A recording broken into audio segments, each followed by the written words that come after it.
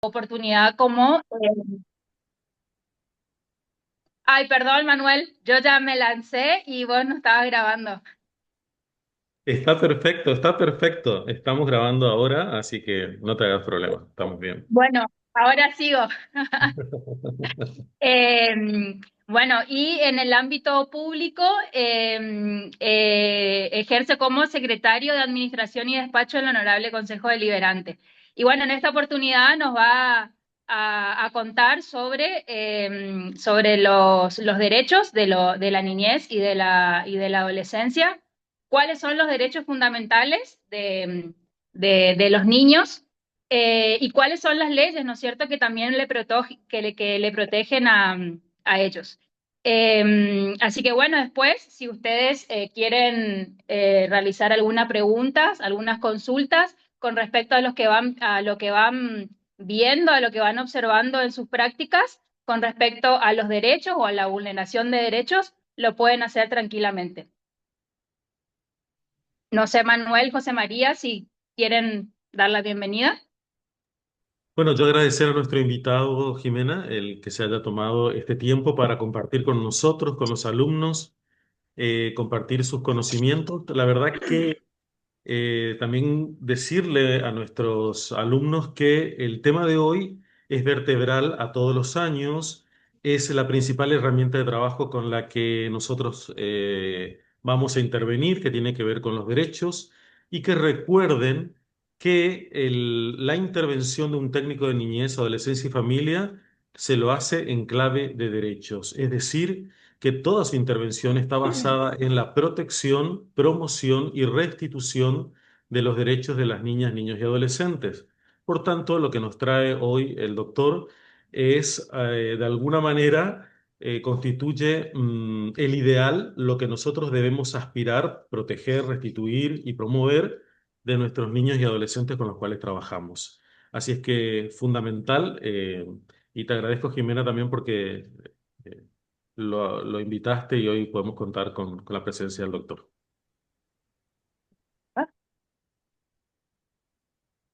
Sí, hola, buenas tardes. José Quisiera María, ¿cómo agradecer al estás? doctor, todo muy bien. Quisiera agradecerlos a ustedes por invitarnos y participar de esta reunión. La verdad que, como decía Manuel anteriormente, es crucial esta temática y el tratamiento de la misma, dado que a lo largo de la carrera y en su práctica lo ven, lo tienen que tener presente. Así que muchas gracias por esta posibilidad de que podamos acceder a un aprendizaje tan vasto.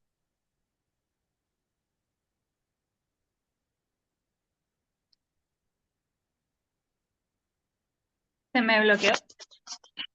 No, Bueno, está. Empezamos estamos. cuando vos Bueno, digas, sí. estamos. José, buenas tardes. Bueno, muy buenas tardes, ¿cómo están? ¿Me escuchan bien? Sí, Perfecto.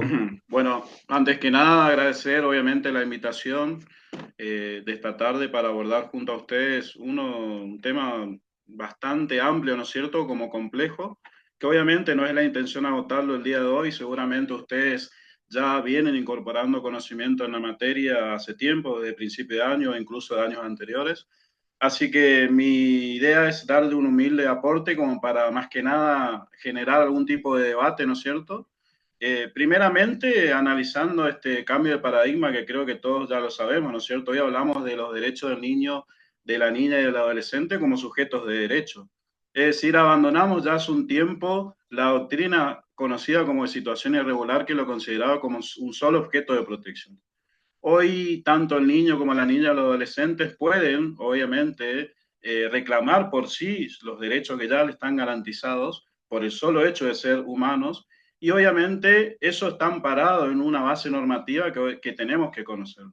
Es decir, mi idea es abordar esto primeramente, como les decía, este cambio de paradigma que me parece fundamental, siguiendo por la base normativa, solamente puntualizando, considerando que ustedes ya lo tienen algunas presentes, y bueno, ir remarcando también algunos derechos fundamentales que creo que como educadores, que es lo que van a hacer y que son, es fundamental que lo tengan en cuenta. Y también 2 o 3 casos que por ahí me ha pasado en la práctica que básicamente me llamaron poderosamente la atención y que quiero compartirlo con ustedes, que lo analicemos en conjunto para ver cómo lo que por ahí establece la norma o lo que quieren contemplar la norma difiere enormemente de lo que pasa en la realidad.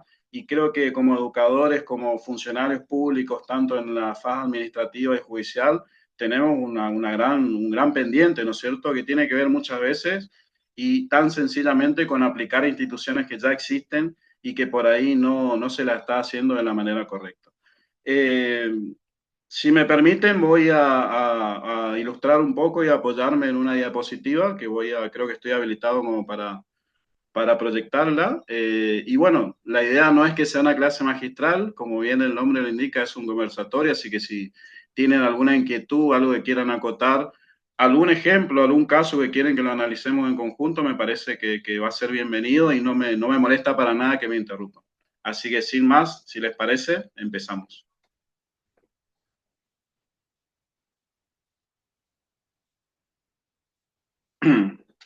Bueno, ¿me confirman si se ve en la imagen? Se ve perfecto. Sí, sí, se ve Bueno, perfecto. bueno, perfecto. Entonces, etimológicamente arranco de la siguiente manera. Infante significa básicamente el que no tiene voz o los que no tienen voz. Y me pareció interesante arrancar de esta manera porque hablando ya de menores de edad o incluso de los adolescentes, sin duda alguna necesitan para el desarrollo de su vida, de su madurez y considerando la edad, ¿no es cierto?, que vayan teniendo la protección tanto de los padres como de cualquier tutor, de funcionarios públicos, como dije al inicio, tanto de la faz pública o bien de la esfera judicial, ¿no es cierto? Eh, Sin duda alguna es importante resaltar este cambio de paradigma que me parece crucial y que va a actuar como base de toda la base, como mejor dicho, como todo el sustento normativo que va a contener a la serie de derechos que obviamente vamos a ir resaltando y que es propio de todo menor, es decir, de todo niño, niña, adolescente, por el solo hecho de ser considerado y de ser un ser humano. Eh, Hoy en día te hablamos de sujeto de derecho abandonando obviamente el antiguo sistema tutelar que consideraba al menor como un objeto de protección. Es decir, un sujeto de derecho que en realidad va a abandonar, en realidad va a ser un sujeto de derecho considerado por sí, ¿no es cierto?, abandonando esta teoría, ¿no es cierto?, que ya por suerte ha quedado en el pasado, que los consideraba solamente como destinatarios de acciones asistenciales o de control social. Antes se creía que los padres tenían derechos sobre los hijos y hoy en realidad lo que debemos considerar es de que los padres o cualquier tutor básicamente tienen que dirigir su tarea o su conducta a acompañar al niño, a la niña y al adolescente en este desarrollo de su vida y en el transcurso, ¿no es cierto?, donde van a ir incorporando aptitudes que van adquiriendo de manera gradual. Se superó, por suerte, como bien indica la diapositiva, la vieja concepción de que las personas menores de 18 años son incapaces o incompletas. Acá les subrayo algo. Cuando fui estudiante de Derecho, antes de la entrada en vigencia del actual Código Civil, justamente analizábamos esto de las personas capaces e incapaces. Y a los menores se lo consideraban incapaz, obviamente iban adquiriendo determinados derechos con el transcurso del tiempo, pero no se analizaba con profundidad justamente su madurez, la edad, es decir, eran considerados solamente como incapaces, aplicando esta doctrina, obviamente, que les dije al principio de la situación irregular, y que obviamente no tenían o no eran pasibles de adquirir algún derecho por su sola condición de tener la edad de menos de 18 años, ¿no es cierto? Por suerte hoy ya hablamos de una autonomía progresiva. Es decir, los menores no son considerados incapaces, sino que van a ir adquiriendo los derechos que vamos a ver seguidamente por el transcurso del tiempo, considerando ya su edad o incluso su madurez, ¿no es cierto?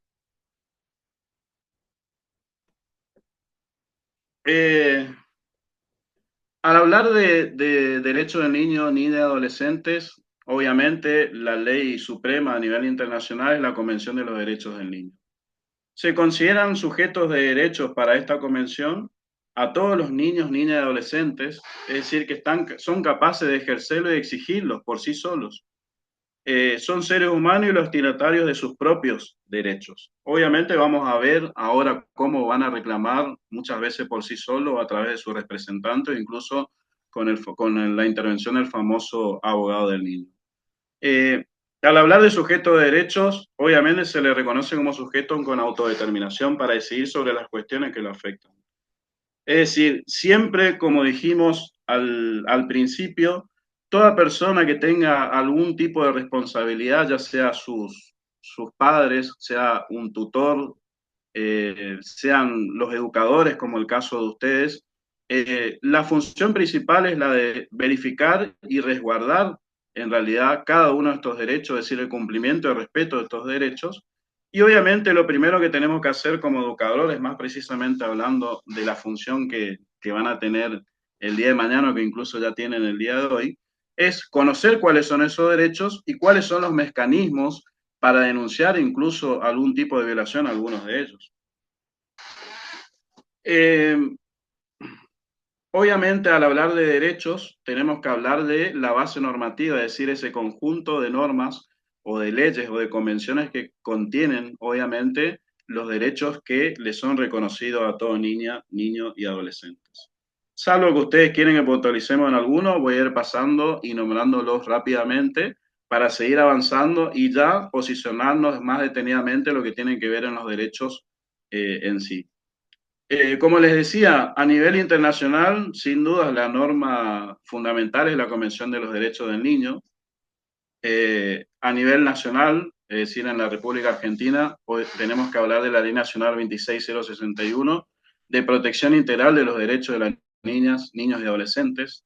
A nivel provincial, sin dudas, la norma fundamental de la provincia, la Constitución de la provincia de Corrientes, en su artículo 41-42.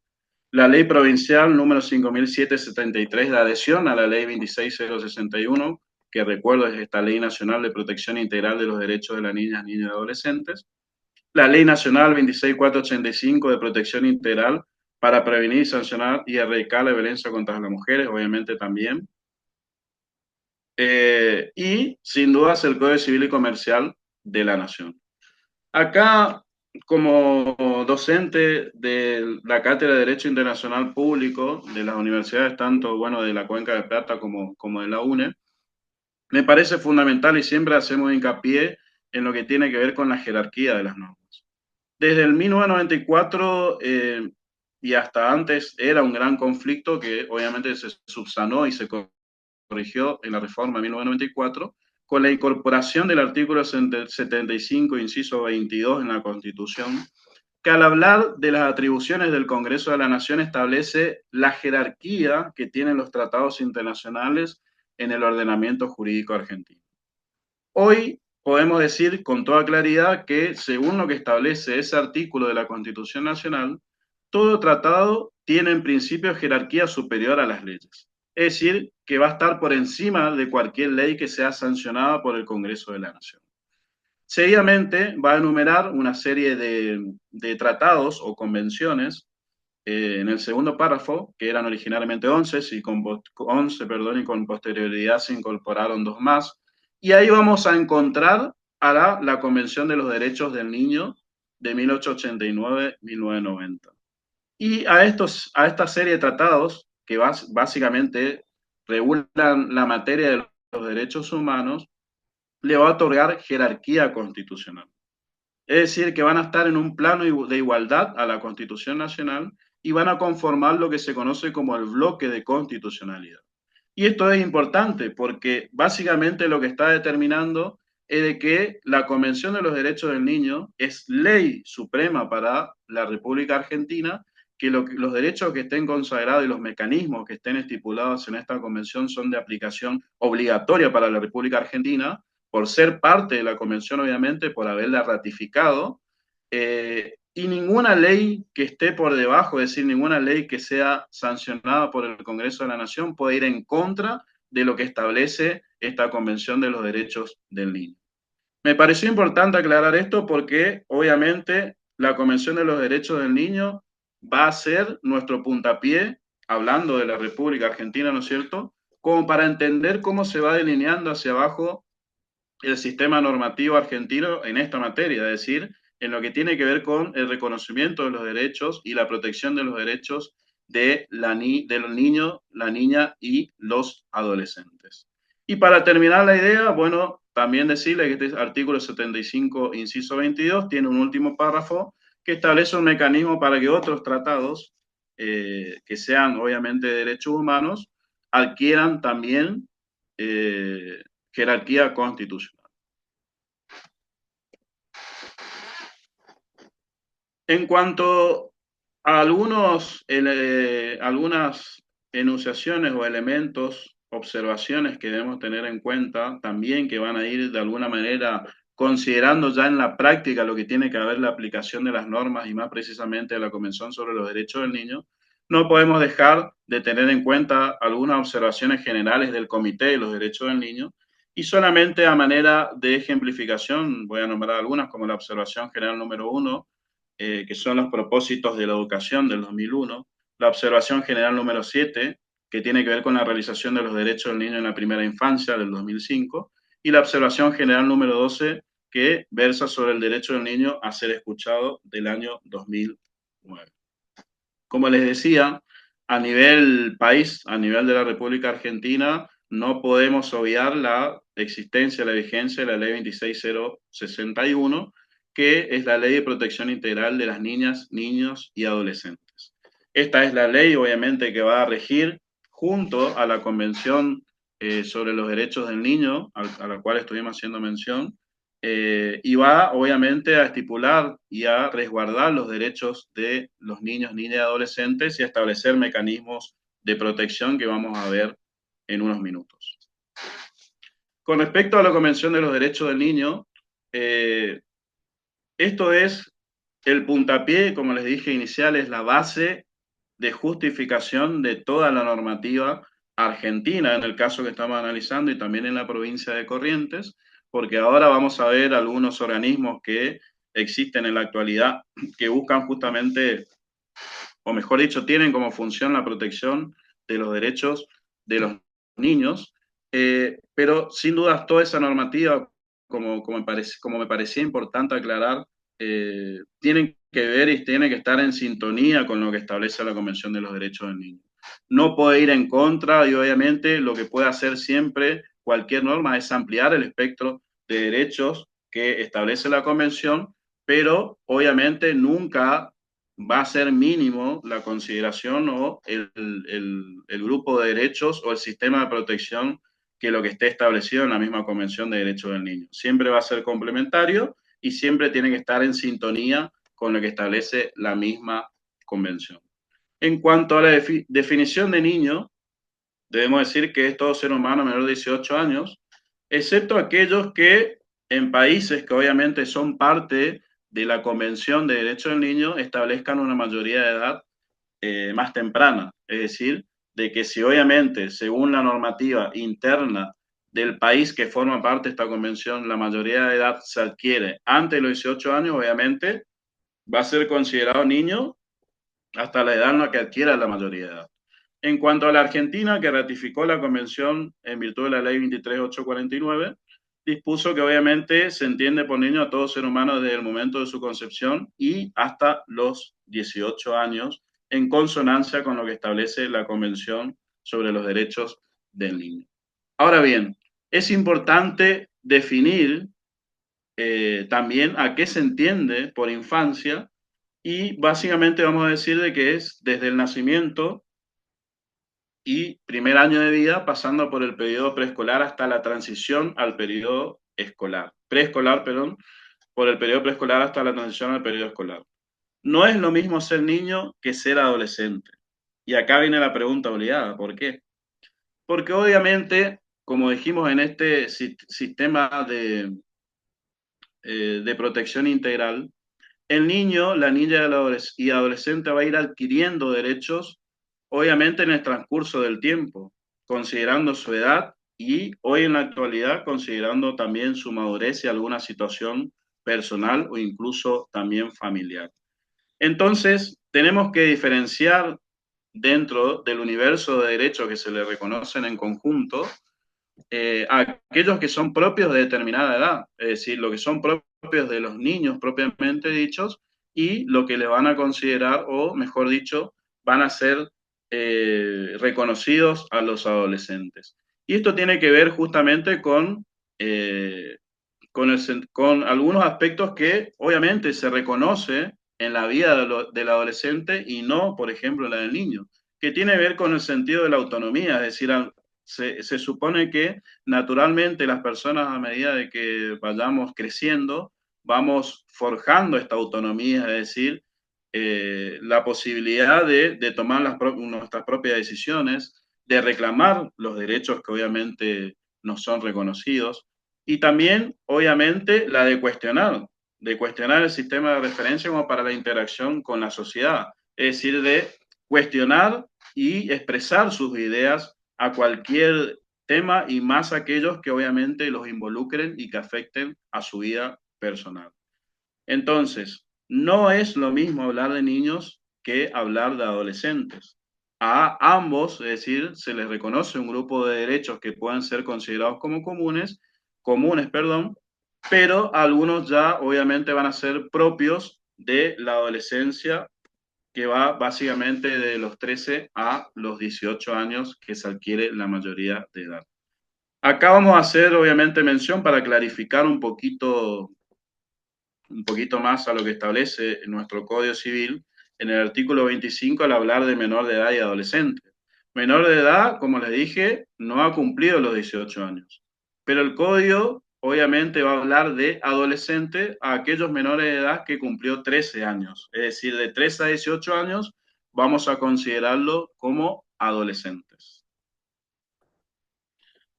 En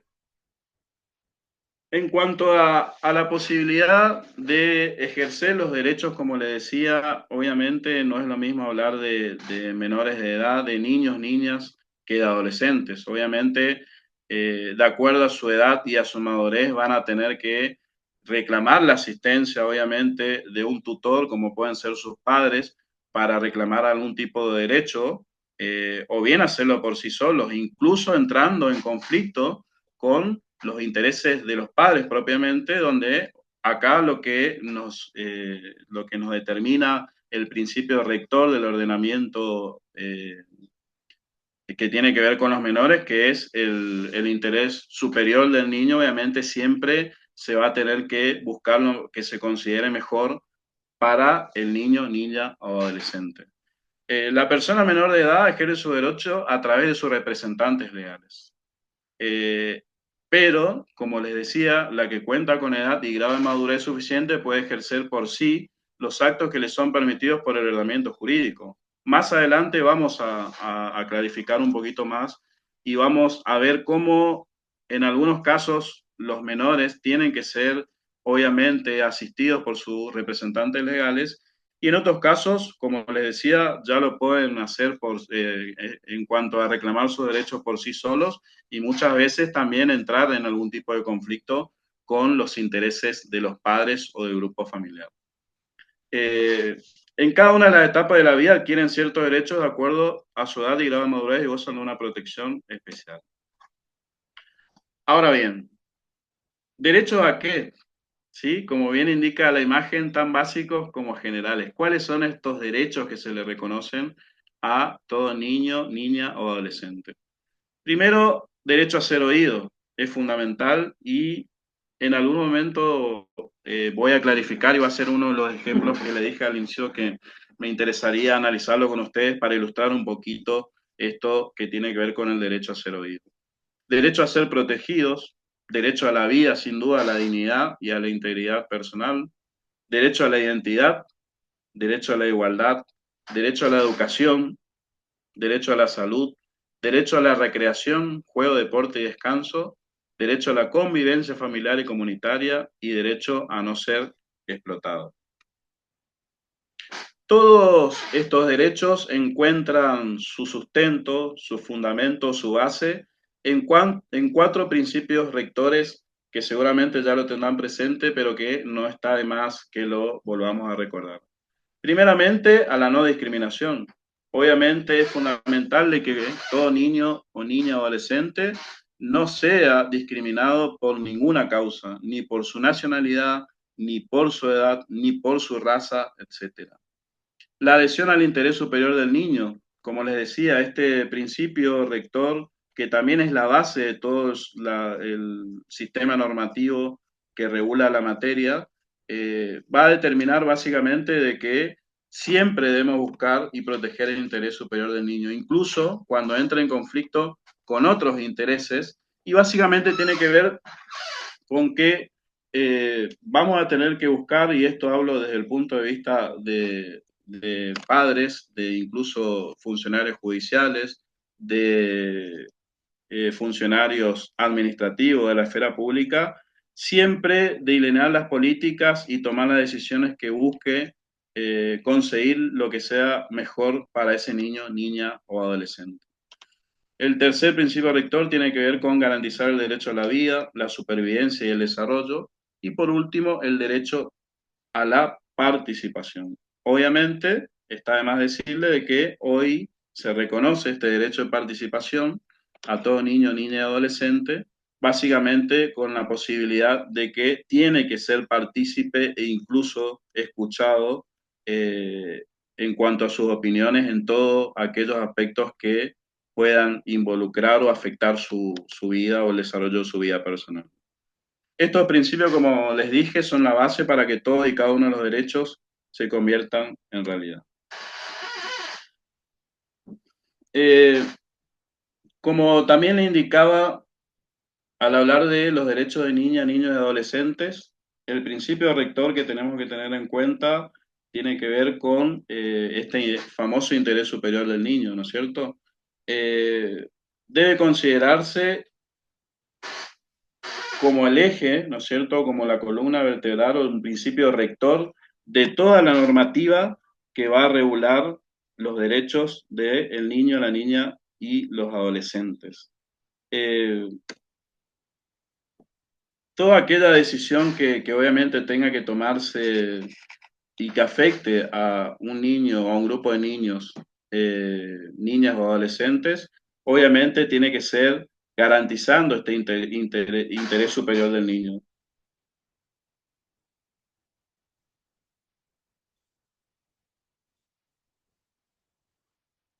Como les decía, también hoy este interés superior del niño básicamente determina de que cuando entren en conflicto los intereses propiamente dichos de un menor con algún otro interés, ya sea el de otra persona, ya sea el de otro grupo de personas, incluso el de los padres, siempre vamos a tener que estar a lo que sea más conveniente para ese niño. Es decir, siempre vamos a tener que tomar las decisiones buscando lo mejor para ese niño o para ese adolescente, incluso muchas veces postergando otros intereses de otras personas y toda política, y esto tiene que ver con el segundo aspecto al considerar el interés superior del niño, toda política pública delineada obviamente a través del Estado, ya sea de protección o de garantizar el acceso a los derechos que fuimos viendo y vamos a seguir viendo, tiene que tener siempre en cuenta este principio rector que es el del interés superior del niño. Siempre por encima de cualquier interés y de cualquier cuestión, debemos buscar la mejor decisión para favorecer al correcto desarrollo de ese menor y obviamente garantizando todos los derechos que le reconoce la normativa vigente que estuvimos enumerando y por el solo hecho de ser sujetos de derechos.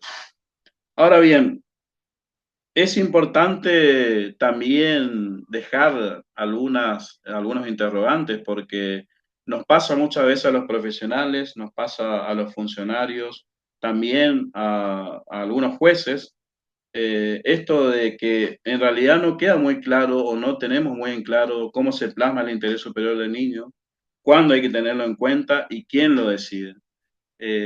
Parece, si se quiere y me permiten la expresión, un concepto bastante amplio, ¿no es cierto?, que obviamente en la práctica y en los casos en concreto se va a determinar con tomando la mejor decisión y garantizando lo mejor para ese menor o ese adolescente. Acá vamos a empezar puntualizar algunos derechos que me pareció importante que analicemos y tiene que ver más que nada con su rol, con futuro rol de educadores, ¿no es cierto? Y que también sirve para todo ámbito de la vida. Sin dudas, después del derecho a la vida, del derecho a ser oído, uno de los principales derechos y que lamentablemente hoy no está completamente garantizado para todo niño, niña, adolescente, es el derecho a no ser discriminado. Todos los niños, niñas y adolescentes gozan de los mismos derechos y no pueden ser objeto de distinción por ningún motivo. No importa su sexo, no importa su etnia, no importa su color de piel, ni el idioma que hable. Todos los niños, niñas y adolescentes tienen que ser respetados de igual manera. No tienen que ser, y como educadores no podemos permitir en ningún ámbito que esto suceda. Es decir, que por alguno de estos elementos que fuimos, o estas características, mejor dicho, o elementos de la personalidad que fuimos enumerando, o cualquier otro, tolerar de que un menor sea discriminado por alguna de las cuestiones que fuimos viendo. Obviamente son sujetos vulnerables que van a estar predispuestos, ¿no es cierto?, a sufrir, y de hecho sabemos de que es común que pase, ¿no es cierto?, de que los menores sean objeto de discriminación, y es algo que creo que nos interpela a todos, es decir, como padres, como funcionarios, como educadores, de buscar la manera de que esto no suceda y si verificamos obviamente la existencia de algún tipo de discriminación, de intervenir. Es nuestra responsabilidad la de intervenir y buscar de que ese tipo de discriminación, sea cual fuera, cese de inmediato. No solamente porque sea un derecho que se le reconoce a todos los menores, sino que obviamente vamos de esta manera estar haciendo un bien y favoreciendo al correcto desarrollo de esa persona. Es decir, lo que quiero dar a entender es que necesariamente tenemos que intervenir, sea cual sea el rol que tengamos o que estemos desarrollando, porque más allá de un derecho es nuestra obligación la de trabajar para que ningún niño, niña, adolescente sufra ningún tipo de discriminación. Otro derecho que me parece fundamental tiene que ver con el derecho a participar.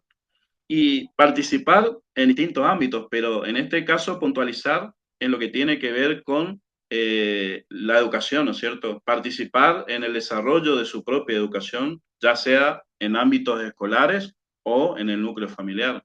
Tiene todo niño, niña, adolescente el derecho de expresarse, de expresar su opinión sobre cualquier cuestión que afecta a su vida social, económica, religiosa, cultural y política.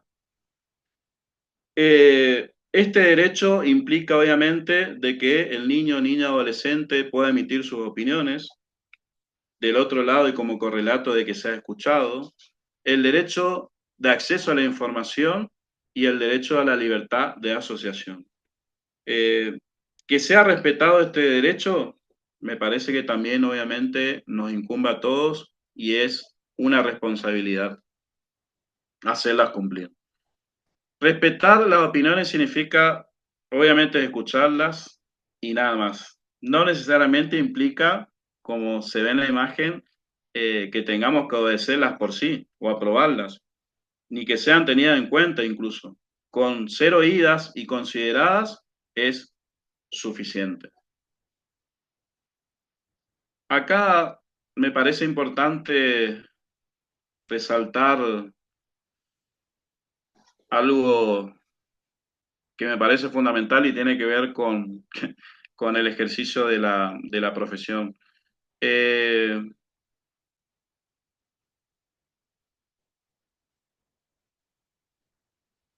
¿Me siguen escuchando bien? Perfecto. Sí, Bueno, ustedes saben, bueno, de que los abogados vamos pasando por distintas situaciones que por ahí escapan a lo que nos enseñan en la universidad. De hecho, bueno, esto es común a toda profesión y que para los que estudiamos y nos preparamos por ahí es muy distinto a lo que pasa en la práctica. Y en cuanto a esto que estamos analizando en este momento, ¿no es cierto?, de la charla que tiene que ver con la posibilidad de que los menores sean escuchados, de que sean oídos, me ha pasado algo que la verdad que me marcó y que quería comentarlos con ustedes en un diálogo con otro colega analizando un caso que obviamente a ustedes se la voy a contar de manera general, sin dar nombres obviamente, pero que obviamente el objetivo es clarificar un poquito esto y lo que le decía al inicio de cómo lo que por ahí establece la norma en la práctica se va desarrollando, se va dando de otra manera. El caso en concreto tenía que ver con una disputa entre una madre y un padre sobre el cuidado personal y el régimen de debida comunicación de un menor. Y en el caso en concreto, la que se veía impedida de poder tener contacto con su hijo era la madre. Obviamente, el cuidado personal exclusivo estaba, o unilateral, estaba a favor del padre. Después de muchas tratativas y de muchas idas y vueltas, se logró de que el aparato jurisdiccional tome las medidas como para que esa madre no solamente recupere su derecho de tener contacto con el hijo, sino también la de permitir de que este niño tenga contacto con su madre, que obviamente creo que nadie va a decir de que no es lo más conveniente para cualquier menor. Resulta que este nene, en este caso en concreto, al pasar mucho tiempo con el padre, obviamente generó una especie de rechazo hacia la madre. Y en las sucesivas audiencias o en los sucesivos contactos que tuvo la justicia con este menor, le planteaba al menor de que no quería tener contacto con la madre. Y en parte era por el tiempo transcurrido, pero ahí dialogando con mi colega y justamente analizando esto del interés superior del niño y el derecho a ser oído, me planteaba lo siguiente, y me decía lo siguiente. Yo le decía, obviamente tiene que ser respetado y garantizado este derecho del niño de ser oído y de que exprese su opinión en todas aquellas situaciones que obviamente van a afectarlo de alguna u otra manera en el desarrollo de su vida. Y este colega me decía justamente lo que acabamos de ver en la última imagen. El derecho a ser oído significa de que tiene que ser escuchado, pero por encima de ese derecho a ser oído rige este principio rector, que es el que ya lo sabemos casi de memoria, que tiene que ver con el interés superior del niño. Es decir, el derecho a ser oído no significa de que tengamos que hacer por sí caso a lo que el niño está planteando. Siempre vamos a analizar lo más conveniente o lo mejor para este niño. Y también me planteaba lo siguiente, y seguramente les pasará a ustedes cuando les estoy contando sin mayores datos este caso. Y es muy común que pasen estas cuestiones de familia o de contiendas, ¿no es cierto?, judiciales, que tiene que ver con este derecho de cuidado personal o régimen de debida comunicación. Este colega me decía, con el padre no tiene exigencias, el padre va y le dice, y perdón que utilice, que sea textual, quería una PlayStation, el padre se lo compraba, quería ir a la plaza, el padre le llevaba a la plaza. Eh, es decir, con el padre hacía todo lo bueno y con la madre por ahí, el tiempo que estuvo antes de esta interrupción era todo lo contrario. Y no tiene que ver con que la madre sea mala, justamente, porque si establecemos o si vamos a lo que establece el Código Civil en cuanto a la distribución de las labores en cuanto a menores y hablando de los padres, tiene que ser equitativa. Pero pasa mucho en la práctica de que la madre es, entre comillas, lo digo, la mala porque es la que más tiempo está con el menor o con los menores, la que obviamente está y le da indicaciones que por ahí sabemos que yo tengo un hijo que no les gusta, y el padre por ahí, obviamente, es el que, y me ha pasado en muchos casos particulares, el que va y le lleva a la plaza, el que le lleva a vacaciones, el que le compra la PlayStation, el que le compra el juguete que quiere. Y obviamente para redondear, ¿qué es lo que pasaba acá? Está bien con que el niño quería o tenía, mejor dicho, derecho a ser oído, pero en lo que incumbe al interés superior del niño, obviamente tenía que ser considerado, no estoy diciendo lo contrario de lo que este menor decía, pero a juzgar y al aplicar el interés superior del niño, lo mejor que podía haber pasado, independientemente del tiempo, es de que restituya su vínculo con la madre, ya sea de manera progresiva, de manera temporal.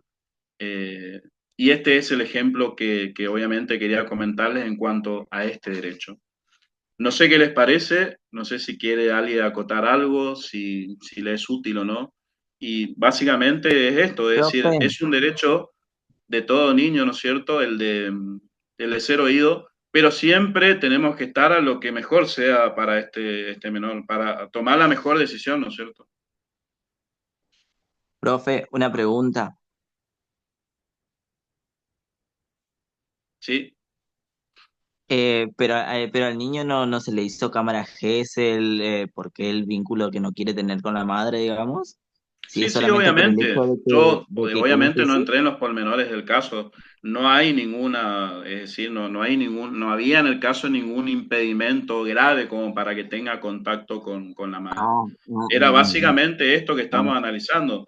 Para que se entienda, con el padre la pasaba bien, ¿sí? Y con la madre tenía claro, responsabilidad, era la madre la que se ponía encargaba los de que límites. este niño cumpla con sus responsabilidades. No había ninguna situación de abuso, que por ahí no había ninguna situación más compleja que ameritaba de que el niño no tenga contacto con la madre. Por eso justamente traigo a colación este caso para ilustrar esto del derecho a ser oído, y porque este colega justamente me decía, el derecho a ser oído no significa que sí o sí tengamos que hacer caso a lo que está planteando el menor o el niño. Vamos a analizar en el contexto y en el caso lo que mejor sea para este niño en particular. Doctor, Entiendo, entiendo. bueno, solamente agregar y después hacer una pregunta a usted, pero agregar y comentarle sí a los alumnos que esas decisiones que toma el juez y en las que intervienen los adultos, obviamente está mediada, ese derecho a ser oído y ser también escuchado, está mediada por técnicas y profesionales que garantizan que hay una escucha activa, digamos, y donde se considera además todos los...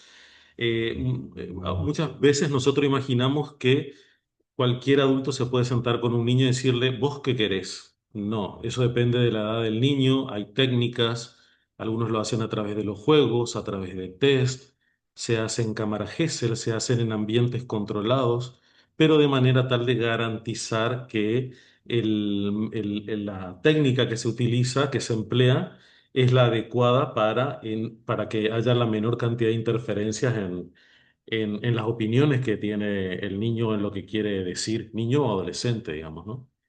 Pero doctor, te quería además volver a otro punto que me pareció muy importante, porque usted hoy señalaba respecto a la mayoría de edad a partir de los 18 años y la adolescencia a partir de los 13. Y creo que nuestro nuevo Código Civil, además, si no recuerdo, si no tengo mal, establece también que a partir de los 13 años nuestros adolescentes pueden tomar determinadas decisiones sin el consentimiento de los padres. Y corrígeme si eso es así, si tiene que ver con nuestro código o con otro. Por ejemplo, se da el caso del tatuaje, en el que hay adolescentes que quieren hacerse un tatuaje y ahí intervienen los padres diciendo yo soy el padre, no quiero. Pero bueno, ahí, que son casos que por ahí se nos puede presentar o que se les puede presentar a ustedes. Bueno, hay que ver qué dice la ley y esta era la consulta específica al doctor. ¿Qué hace, qué dice la ley respecto a esto? Si nos puede dar algunos detalles de hasta dónde se amplía el derecho en ese caso. Sí, es correcto. Obviamente el Código Civil hace esta diferencia, ¿no es cierto? Y obviamente volvemos al inicio, considerando la edad y la madurez que va a ser fundamental de ese menor en cuestión. Yo había dejado para el final algunas cositas que fui señalando como para ilustrar un poco y tiene que ver con esto de cómo identificar en algunos artículos del Código Civil los derechos o los principios que les son reconocidos como propios. Pero me adelanto un poquito y respondiendo un poquito a su pregunta. Permítame que lea textualmente el artículo, ¿no es cierto? Dice, se presume que el adolescente entre 13 y 16 años tiene aptitud para decidir por sí respecto de aquellos tratamientos que no resultan invasivos ni comprometan su estado de salud o provocan un riesgo grave en su vida o integridad física. ¿Sí? Es decir, acá está estableciendo el margen de edad de 13 a 16 años para que esta persona decida por sí solo, ¿no es cierto? Sobre aquellos tratamientos que no, como lo indica, sean invasivos y que no pongan en riesgo la salud de este menor o su integridad física. Si se trata de tratamientos invasivos que comprometan su estado de salud o está en riesgo la integridad o la vida, el adolescente debe prestar su consentimiento con la asistencia de sus progenitores. Acá obviamente ya está la diferenciación, ya marcando el tipo de tratamiento al que quiere ser obviamente sometido, ya requiere obviamente la participación y el consentimiento de ambos progenitores. Si existe el conflicto entre ambos, se resuelve teniendo en cuenta su interés superior, ¿sí? Sobre la base de la opinión médica respecto a las consecuencias de la realización o no del acto médico. Acá también un poquito lo que estábamos hablando. Muchas veces el interés del menor va en contra del interés de los padres. Y ahí, ¿qué dije? Obviamente lo que ya dije, tenemos que saber la memoria es este interés superior, ¿no es cierto? Que básicamente va a ser lo que se considere mejor para ese menor en la situación en concreto. Y a partir de los 16 años, el adolescente es considerado como un adulto para la decisión atinente al cuidado de su propio cuerpo. Obviamente, en este sistema de reconocimiento gradual de derechos, que repito, lo había dejado para el final, pero me adelanto para responder su pregunta, se va considerando no solamente la edad, que obviamente es una cuestión innegable, pero también la madurez, analizando en caso concreto y al menor en concreto. Y obviamente lo que también llama la atención es cómo necesitamos no solamente la opinión de los padres, es decir, de aquellos tutores, del menor y también la asistencia a un profesional, porque obviamente va a ser fundamental la opinión del profesional y dependiendo de la edad, sabemos de qué puede, de 13 a 16 años, siempre que no ponga en riesgo su salud y no sea tratamiento invasivo, tomar la decisión por sí. Si reviste mayor gravedad la intervención, necesita el consentimiento de los padres y después de los 16 años ya tiene plena libertad para decidir sobre su cuerpo y sobre cualquier intervención a la cual decida someterse. Profe, No sé si ¿y está qué sucede respondida en este su... caso? Perfectamente respondió. Ahí entonces tenemos la línea divisoria. Si es invasivo o no es invasivo, digamos, ¿no? Claro. En 13 a 16, si no es invasivo, puede el chico, y además de su madurez, Está perfecto. Muchas gracias, ¿eh? ¿Seguimos? David, ¿querías preguntar algo más? Profe, ¿y en el caso aborto?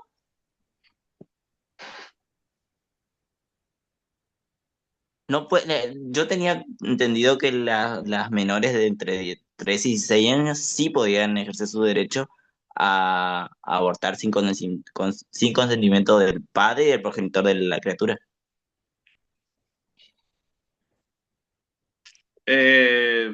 Creo que estamos hablando en la franja de 13 a 16 años.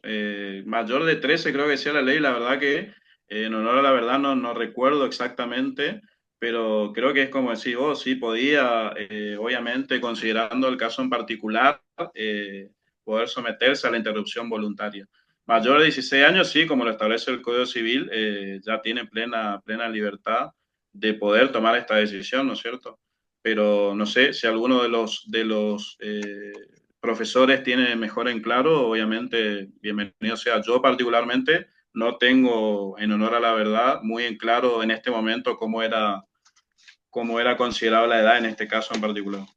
Lo que pasa es que ahí estamos en un conflicto también normativo, porque la ley que habilita el aborto es una ley nacional y la ley que acaba de leer el doctor es el Código Civil Provincial. Sin embargo, hay que tener en cuenta, y por eso hay que cada caso es muy particular, muy particular. Esto no es, son recetas generales, sino que son casos particulares. Tenemos que ver cuál era, si la provincia adhirió a la ley del aborto legal, gratuito, voluntario y demás. pero también queda siempre a disposición y a discreción del juez ese tipo de decisiones. Nadie va a realizar en Corrientes, le digo porque ha habido cuestiones, un aborto solo porque va a una niña de 13 años y diga yo tengo derecho, quiero el aborto. Se va a tener que iniciar un proceso en el que un juez va a tener que intervenir, conocer medianamente el caso. Podemos encontrarnos en casos de abusos intrafamiliares o lo que fuere, que es también algo que se discute. Esto es para otro tema, de verdad, pero la ley del aborto libre, gratuito, voluntario y demás también puede tapar estas cuestiones de embarazo o por abuso intrafamiliar y otras cuestiones.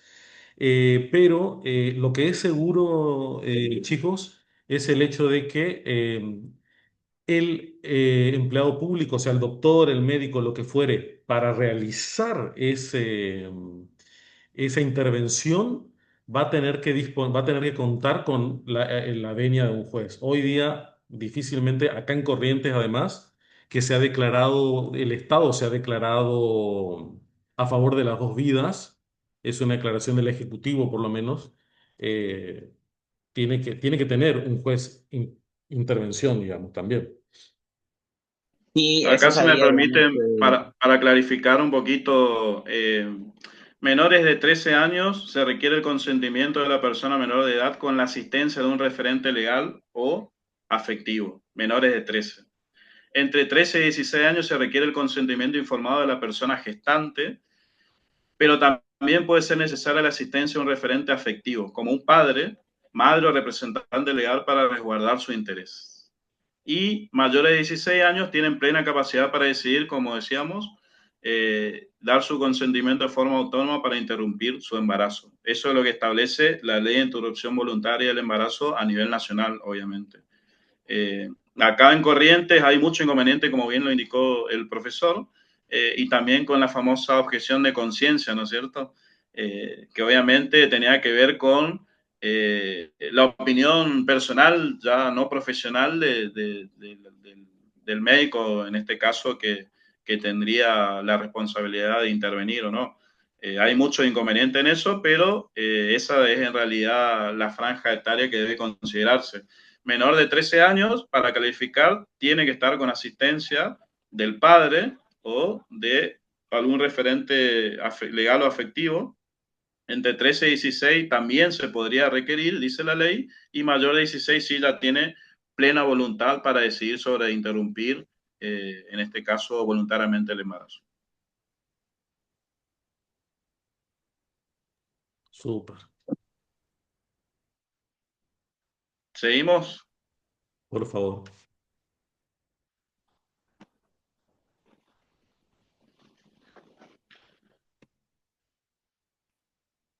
Bueno, como le decía, terminando con el derecho a ser oído, que básicamente también podemos identificarlo en el ámbito escolar o educativo, y tiene que ver con el derecho a participar. ¿A participar de qué? A participar y a expresar su opinión y sus ideas en cuanto a todo procedimiento educativo. Hay o existía mucha preocupación en el Comité de Seguimiento de aplicación de la Convención de Derechos del Niño en cuanto al autoritarismo, la discriminación y la falta de respeto y la violencia, que obviamente se identificaba en muchos establecimientos escolares.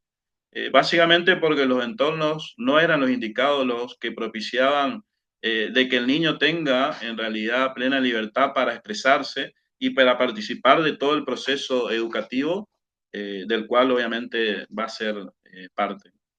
Al detectar estos inconvenientes, bueno, el comité básicamente hizo algunas recomendaciones que tiene que ver con que en todo entorno educativo, incluido el análisis de los programas educativos de primera infancia, debe promoverse el papel activo del niño en un entorno de aprendizaje participativo, es decir, tenemos que escucharlo y darle participación. En la enseñanza y el aprendizaje deben tenerse en cuenta las condiciones de vida, las perspectivas vitales de los niños. Por ese motivo, la autoridad docente debe incluir las opiniones de los niños y sus padres en la planificación de los planes de estudio y programas escolares.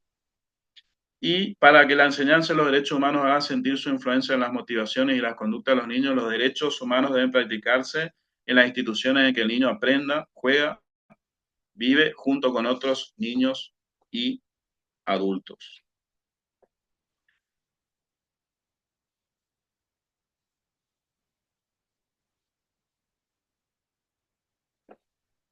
Bueno, pasamos a otro derecho fundamental que tiene que ver con el derecho a aprender, ¿no es cierto? A adquirir aquellas habilidades y herramientas que le permitan asegurar esta autonomía y que les permita no solamente desarrollarse en la vida, sino también tomar las mejores decisiones que van a afectar a su vida personal. En este caso, tenemos que citar el artículo 28 de la Convención sobre Derechos del Niño, que obliga a que se implemente un sistema de educación primaria obligatoria y gratuita para todos, acá también sin motivos alguno de discriminación para todos, y que obviamente se desarrollen distintos sistemas de educación secundaria. Aprender debemos considerarlo como aquel elemento esencial para que todos los niños y adolescentes puedan, obviamente, como les decía, tomar las mejores decisiones y adquirir aquellas habilidades que va a utilizar en el transcurso de su vida para, obviamente, asegurar esta autonomía, para asegurar la satisfacción de sus necesidades básicas y, obviamente, para tomar las mejores decisiones que van a afectar al desarrollo de su vida. El artículo 29 establece que la educación es más que una escolarización oficial y engloba un amplio espectro de experiencias vitales y procesos de aprendizajes que permitan al niño, a la niña y al adolescente, ya sea de manera individual o colectiva, desarrollar su personalidad, dotes y aptitudes y llevar una vida plena y satisfactoria en el seno de la sociedad. Esto textual de la observación general número 1, que tiene que ver con los propósitos de la educación, Comité de los Derechos del Niño. Acá vamos a empezar y a puntualizar como para ir cerrando algunos aspectos que me parecen claves a tener en cuenta en el rol de educador.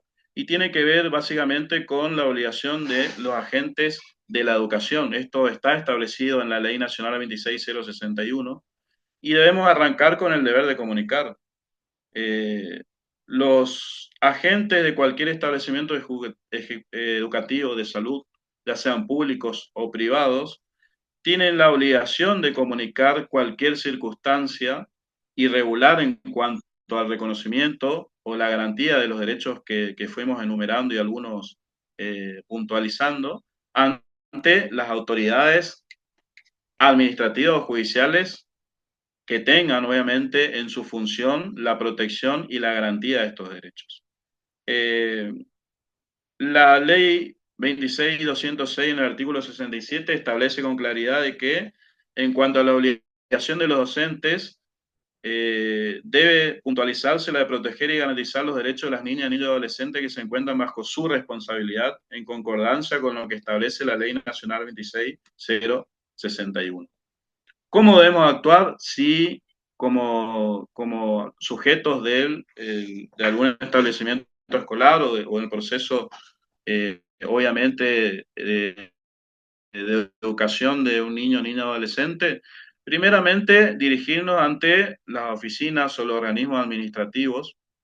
En este caso, desde ya hace unos años, existe bajo la órbita del Ministerio de Justicia y Derechos Humanos la Dirección de Protección de la Niñez y Adolescencia, que obviamente es un organismo nuevo, pero voy a clarificarles un poco para que tengan en cuenta y si en el futuro requieren algún tipo de información, con gusto se las voy a dar en cuanto al funcionamiento y su integración. Pero en este punto lo que debemos resaltar, mejor dicho, es que ante cualquier irregularidad que detectemos que tenga que ver con la violación de algunos de los derechos que están contenidos y asegurados en la normativa que fuimos viendo, tenemos que, obviamente, comunicar a este organismo administrativo y seguidamente, de acuerdo a la gravedad del caso, tenemos que hacer también, y es nuestra obligación, la denuncia ante la División de Delitos contra la Integridad Sexual, por ejemplo, si es el caso, ante la Fiscalía, ante la Policía o ante el Juzgado de Paz. La denuncia es fundamental. Eso va a permitir de que estos organismos que tienen dentro de sus funciones asegurar la protección de los derechos de del niño, niña y adolescente, puedan o estén habilitados a desarrollar el procedimiento establecido en la misma normativa para resguardar y garantizar estos derechos. Acá voy a, bueno, básicamente, como pueden ver en la imagen, comentarles un poquito de qué se trata esta Dirección de Protección de la Niñez y Adolescencia, que les aclaro por si no quedó justamente muy en claro de que es un organismo provincial, es decir, para la provincia de Corrientes, que fue obviamente creado en virtud del decreto 1075 en el año 2022 y que modifica la estructura orgánica del Ministerio de Justicia y Derechos Humanos, creando esta Dirección de Protección de la Niñez y Adolescencia. ¿Qué funciona dentro de esta Dirección de Protección de la Niñez y Adolescencia? ¿O cómo está integrado? Con un departamento de asistencia social, un departamento de asistencia legal, departamento de asistencia psicológica y departamento de coordinación de centros. Es importante aclarar que es la máxima autoridad a nivel de la provincia de Corrientes, administrativa, obviamente, de protección y defensa de los derechos de los niños, niñas y adolescentes.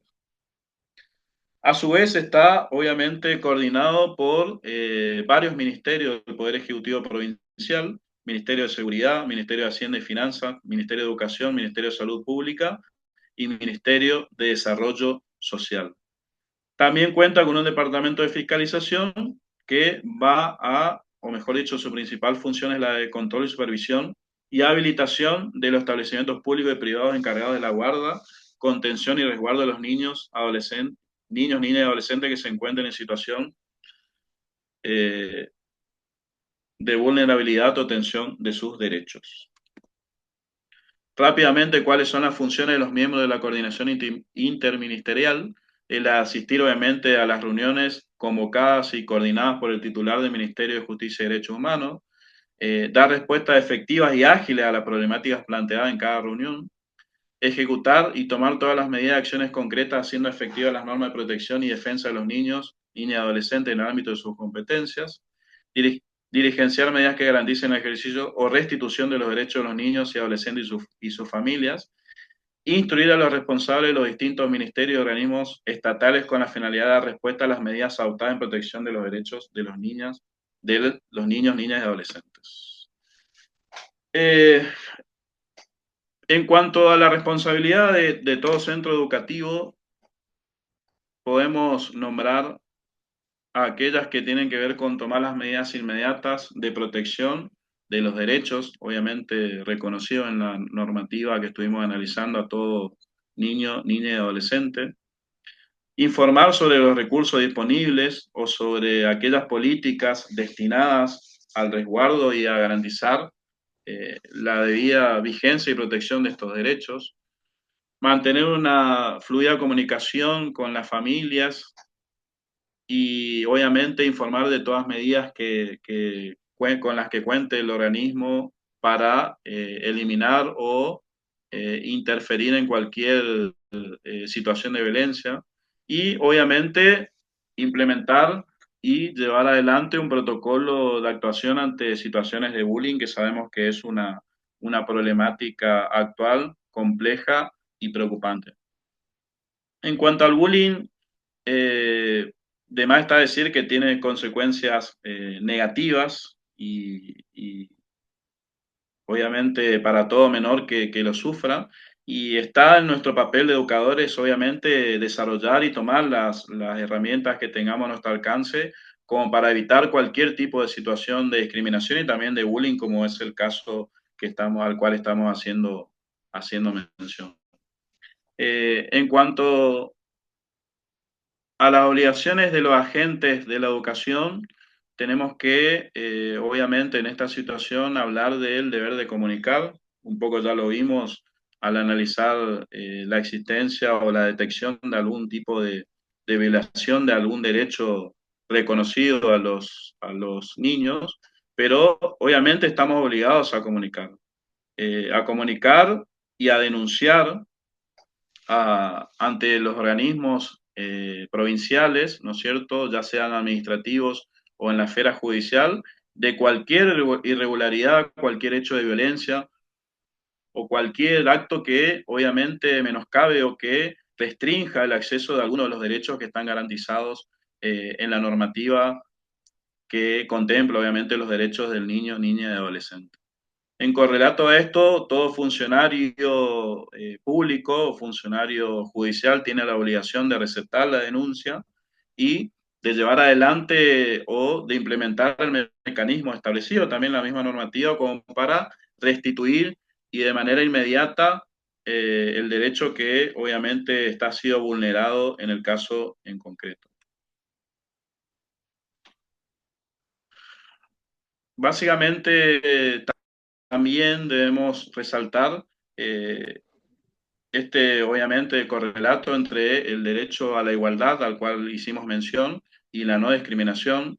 Eh, eh, Debemos entender de que no todas las personas son iguales, de que no todos los niños son iguales, y de que en este principio de la protección integral muchas veces tenemos que identificar esas diferencias para llevar adelante o aplicar algunos procedimientos o políticas públicas que tiendan a asegurar de que dentro de la particularidad de cada persona todos tengamos las mismas posibilidades y que seamos, obviamente, y hablando en materia de niños, sean considerados iguales y que todos tengan las mismas herramientas para el correcto desarrollo de su vida.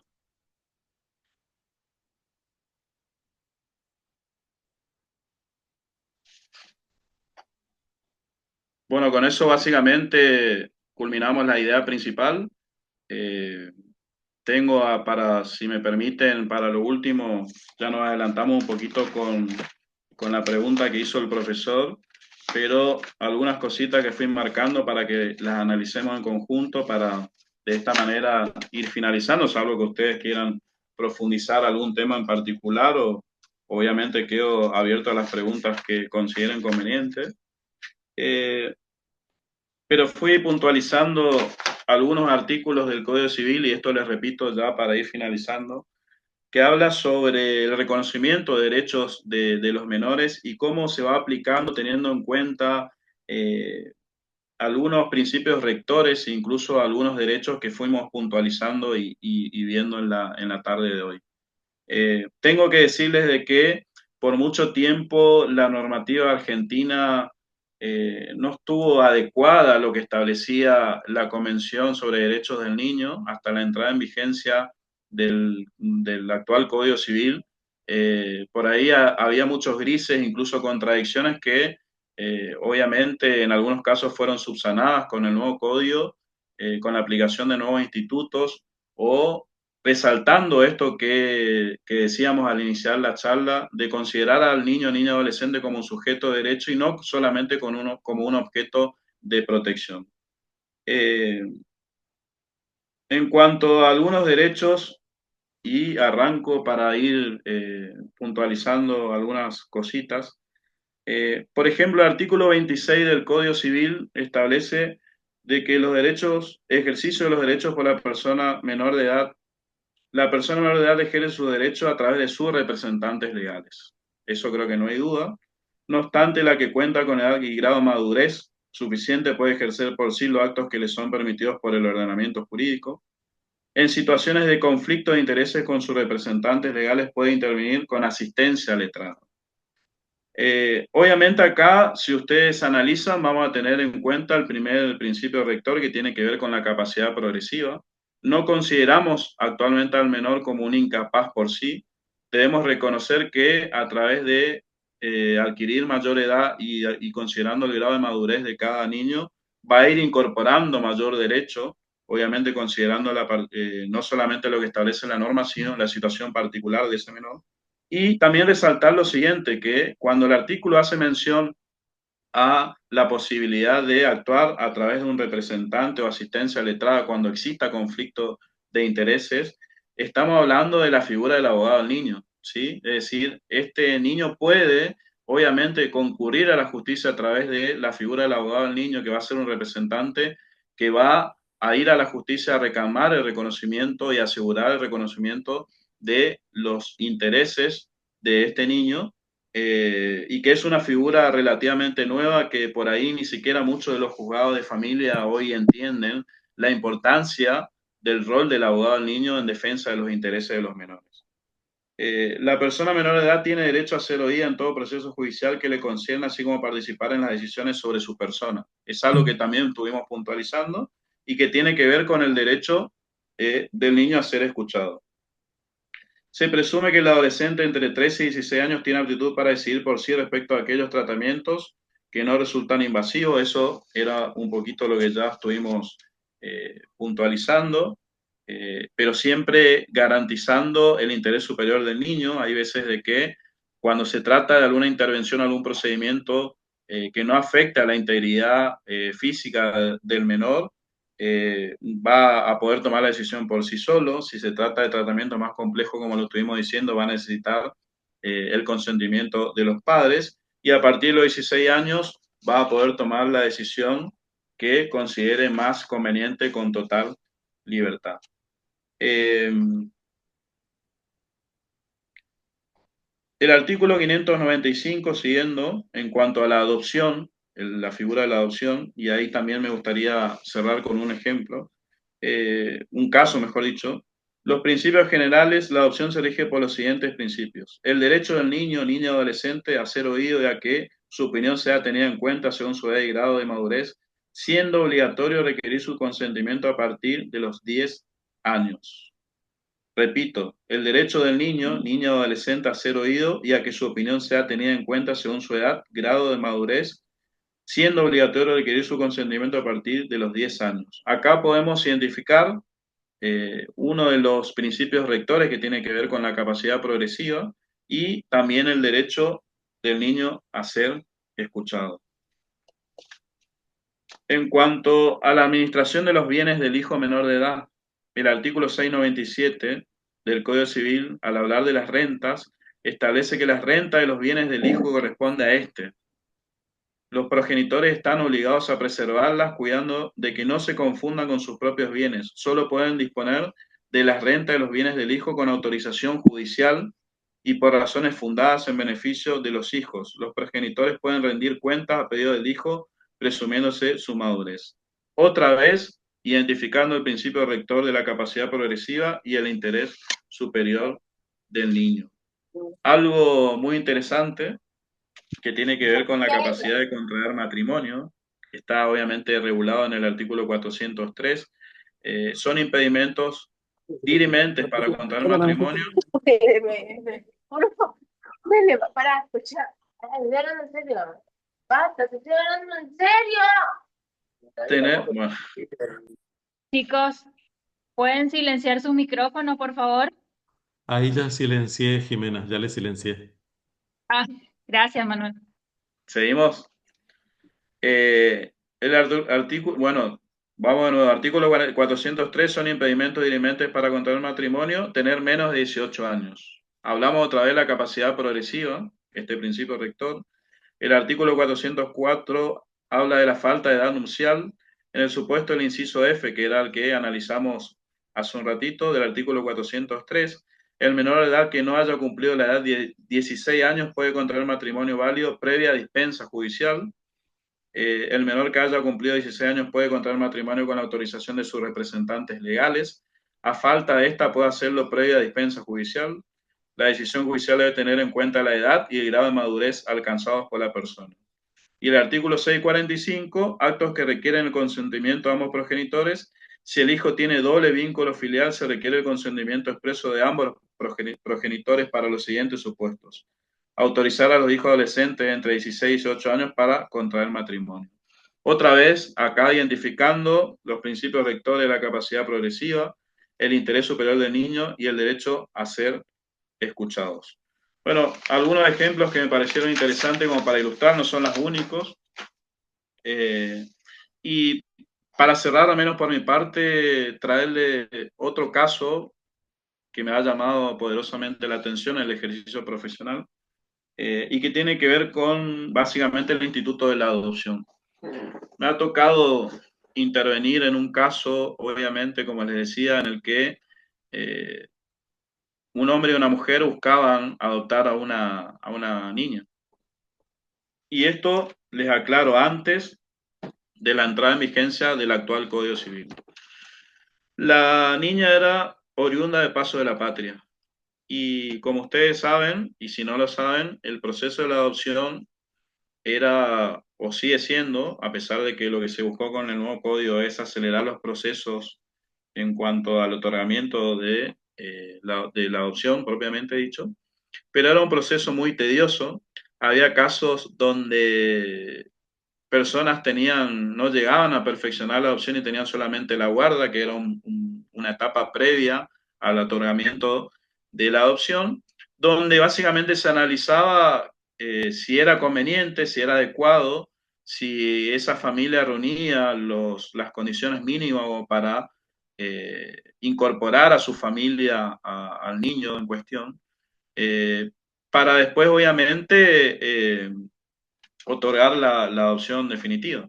Y este era el caso de que estas personas decidieron ir a la justicia para pedir que se reconozca o que obviamente, se le otorgue la posibilidad de adoptar a esta niña, y estaban en pleno proceso de guarda judicial, que es la etapa previa a la adopción. Resulta que pasaron años, años y años de burocracia, de un procedimiento judicial lento, donde estas personas continuaban teniendo la guarda y con la particularidad de que esta niña fue creciendo, se volvió adolescente y en la edad de 12, 13, 14 años decidió por voluntad propia irse de la casa de este hombre y esta mujer y volver a Paso de la Patria. Obviamente, en el tiempo de ir a la justicia y de poner en conocimiento a la magistrada, en este caso, de este hecho, resulta de que esta adolescente queda embarazada. Y obviamente, al irse voluntariamente del hogar de este hombre y esta mujer y hacerse la presentación para retrotraer o obviamente renunciar a esta guarda, como les decía, quedó embarazada, pero obviamente en una situación de total vulnerabilidad, lo que ameritó de que esta familia reconsidere la situación, pero con la particularidad de que al volver a presentarse la justicia, ya no lo hicieron para lograr la adopción de esta niña en cuestión, sino buscaron el mecanismo más acorde para no ya resguardar y otorgar un bienestar o todo lo que estaba a su alcance a esa niña, sino al hijo de esa niña. No sé si se logra entender el ejemplo de cómo por ahí algo que es fundamental, como el derecho a la vida, el derecho de criarse en un ambiente sano, el de la dignidad, el de la educación, el de la salud, por ahí ni siquiera con la existencia de estos institutos que están reconocidos en la normativa vigente, se logra que se perfeccione en la práctica y asegurar concretamente el reconocimiento de los derechos a los niños, niñas y adolescentes. En el caso en concreto hubo una justicia tardía, hubo casos particulares también que ameritaron una resolución distinta a lo que por ahí hubiera sido el proceso natural, pero básicamente fíjense cómo de un proceso de guarda esta niña creció, llegó a la edad adolescente, se fue del hogar donde estaba este hombre y esta mujer que tenían intenciones de adoptarla, quedó embarazada y continuaron este hombre y esta mujer ya en el proceso de adopción, no de la niña, sino ya del hijo de esta niña. Por ahí son casos que en la práctica obviamente nos da que pensar y que realmente nos hace replantearnos muchas cosas.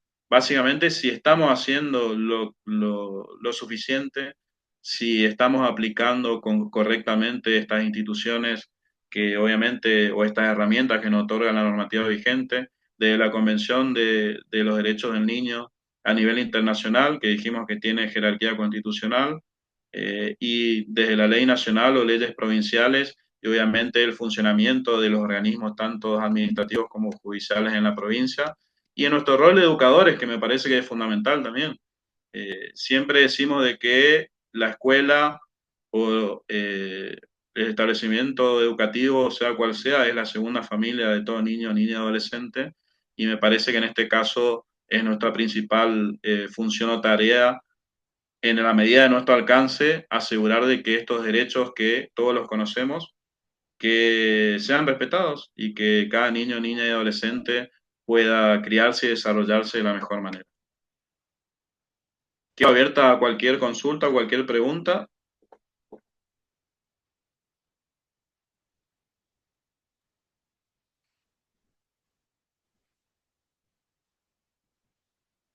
No sé si alguien quiere preguntar algo, acotar algo, que analicemos algún caso en concreto, o a los profesores.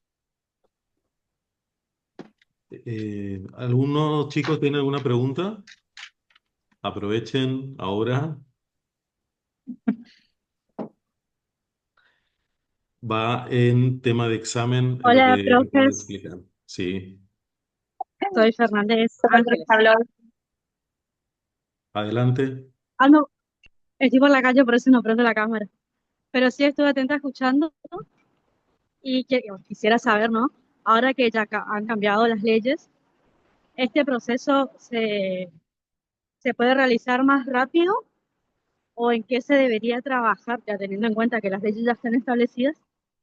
¿En qué se debe efectivizar el proceso para que sea más rápido, justamente para que no llegue a pasar esto nuevamente con otro menor? Sí, por Esa es mi eso, pregunta. bueno, muy buena la pregunta, agradezco desde ya. Obviamente aclaré al comentarle el caso de que fue esto antes de la entrada en vigencia del actual Código Civil. Hoy los procesos se acotaron mucho, los plazos se achicaron mucho, considerando esto de que era un problema no solamente en Corrientes, sino en la Argentina. La adopción era una institución, es una institución compleja que desde la entrada en vigencia del nuevo Código Civil y Comercial se achicaron mucho los procesos y obviamente lo que se buscó es que en estos casos en concreto no pase lo que por ejemplo, les acabé de comentar. Y aprovecho también para acotar de que tengo conocimiento por gente que trabaja en el Superior Tribunal de Justicia de que también considerando la problemática de la adopción como institución, delinearon y accedieron a llevar otras herramientas para facilitar que más niños, niñas y adolescentes sean adoptados. Hoy hay todo un trabajo desde el punto de vista comunicacional que, con autorización de los jueces y con total respeto de la normativa vigente, lo que busca es de que cada vez más niños sean adoptados. El caso típico, creo que todos conocen, es el de Muscari, ¿no es cierto?, que adoptó a un niño correntino, bueno, que tomó conocimiento de la posibilidad de adoptar a este niño por el trabajo del punto de vista comunicacional que hoy implementa el Superior Tribunal de Justicia a través del área competente. Y fíjense cómo una persona ni siquiera de Corrientes, de otra provincia, en este caso de Buenos Aires, una persona famosa, eh, le cambió la vida a este niño. Tomó conocimiento, les digo, a través del trabajo muy bueno que se está haciendo ahora, que es ejemplo para otros poderes judiciales del país, y cómo le cambió la vida y obviamente más allá de lo normativo, que repito y respondiendo a la pregunta, hoy cambió y hoy es mucho más fácil y mucho más rápido, como con otras herramientas, y en este caso en concreto, como desde el punto de vista de la comunicación, visibilizamos los casos y obviamente de esa manera también aportamos a que más niños, niñas y adolescentes encuentren su familia, garantizando obviamente desde ahí todos los derechos que estuvimos viendo.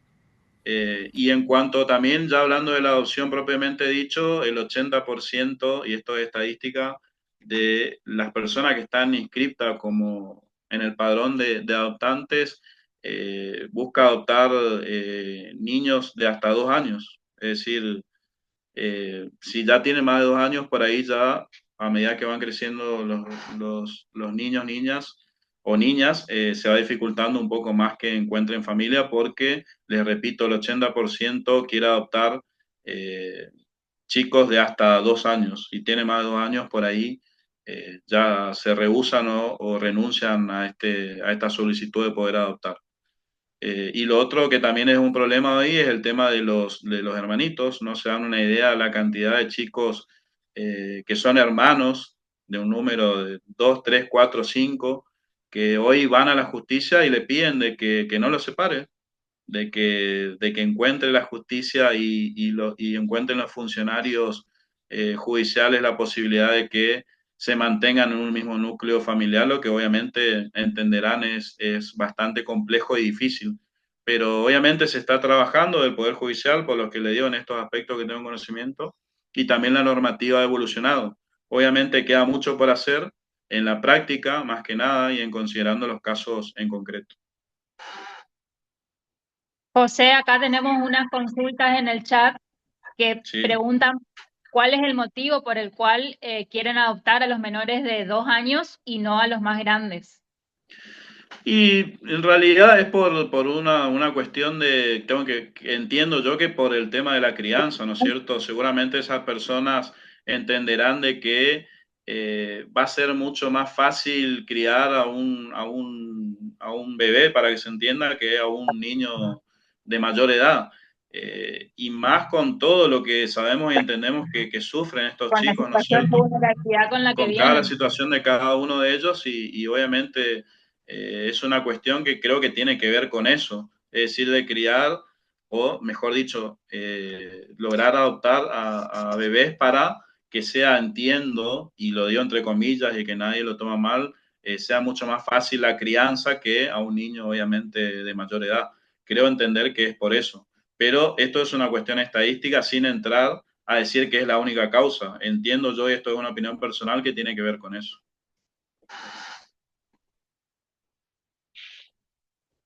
Y hay otra pregunta que dice que si es por ese motivo que se complica la adopción. ¿Cuál sería el motivo? ¿La edad? Menores, Sí, claro. sí, obviamente. Obviamente. Es uno de los motivos. Entenderán de que si, como les decía, el 80% del padrón de adoptantes está dispuesto a adoptar, ¿cómo es? Niños o niñas hasta 2 años, el tiempo no espera. Es decir, ese niño o niña que ya pasó, cumplió 2 años o cumple mayor edad, ya hoy está imposibilitado de poder ser adoptado. Imagínense la gravedad de eso, ¿no? Eh, pero es la situación real. Pero por eso también les comentaba este cambio, ¿no es cierto?, del Superior Tribunal de adquirir de implementar otras herramientas de visibilización, como tiene que ver lo comunicacional. Traigo a colación lo que creo que todos sabemos, y si no, les invito a que googleen el tema de Muscari, ¿no es cierto?, que adoptó un niño correntino no siendo bebé, era ya casi un adolescente. Y creo que al cumplirse un Disculpen, año vino a Corrientes y agradeció a la jueza y estuvo con la jueza porque no solamente él tuvo la posibilidad de ser padre, ¿no es cierto?, sino que le cambió rotundamente la vida y que decía de que justamente el principal agradecimiento de este adolescente era de que le dio una familia, que le dio una familia y que él quiero agregar algo. pensaba justamente de que por su edad ya no iba a poder ser posible. Hola, disculpen, quiero agregar algo sobre eso. ¿Me escuchan? Sí. Esto un poco de lo que usted estaba hablando sobre el niño que tiene que ser escuchado.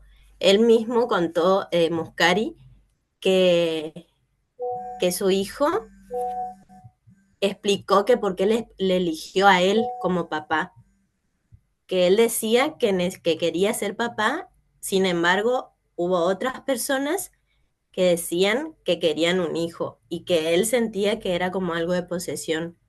Y quería agregar eso porque claramente se ve cómo el niño fue escuchado. Totalmente, sí, ¿no? Con tan pocas palabras como vamos marcando la diferencia, ¿no es cierto? Y en este caso lo que motivó la decisión de este niño. Me parece fundamental y agradezco tu aporte porque algo que parece tan básico como las palabras por ahí llevan hasta que el mismo niño manifieste no sé si preferencia sería la palabra concreta, pero su decisión de una u otra opción en cuanto a la familia que elige, ¿no es cierto? Hay otra consulta en el chat que dice, en caso de ser mayor de 2 años y que el niño devenga con asuntos intrafamiliares como de violencia u otras cuestiones, ¿el Estado otorga a la familia ayuda psicológica para con el niño, teniendo en cuenta su historial? No me queda claro si es en el mismo núcleo familiar o seguimos hablando de la adopción. No sé En la si adopción, de si la en caso adopción. de... Sí.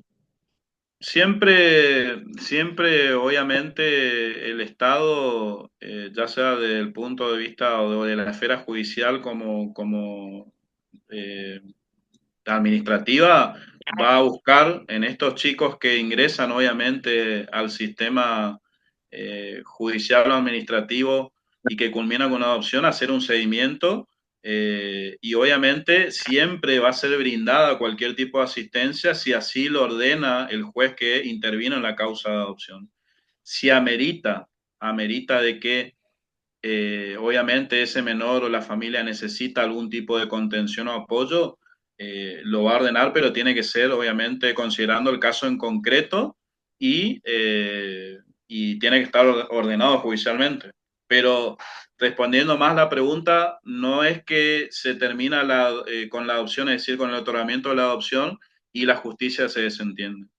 Siempre hay un proceso de seguimiento, siempre hay la posibilidad de ir y reclamar se me ocurre la vulnerabilidad de algún derecho. No se olviden de que el mismo menor tiene posibilidad de ir al juez y decirle o manifestarle algún tipo de irregularidad, algún tipo de violencia o lo que sea a través de asistencia letrada y la famosa figura del abogado del niño que estuvimos viendo también.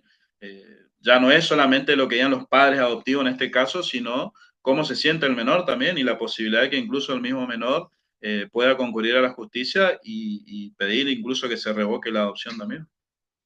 Pero sí asistencia siempre y cuando sea considerada innecesaria en el caso en concreto y sea ordenada por la justicia. Y la justicia puede incluso ordenar la intervención de distintos organismos públicos también, no necesariamente judiciales, sino organismos administrativos también.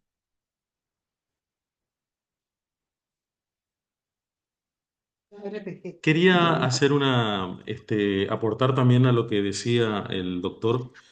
Este, mm, Tenemos esta situación en niños que están en situación de adoptabilidad y que se encuentran en hogares de niños y adolescentes, por ejemplo.